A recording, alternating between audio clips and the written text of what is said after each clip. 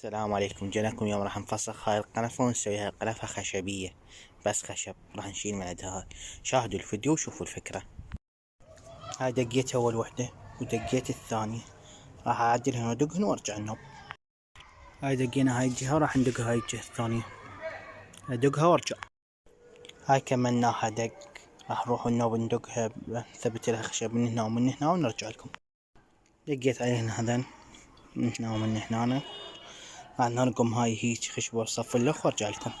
هاي ورا ما دقيتها ثبتتها النوب رجلين، لكن هاي خشبة التزدوج راح ارقمها هيج وارجع لكم.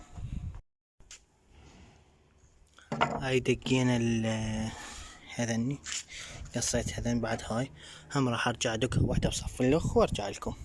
هاي ورا ما كملناها رقم وكملنا، راح ندق هاي دقيناها وكملنا، راح نقص هذن الزيادة.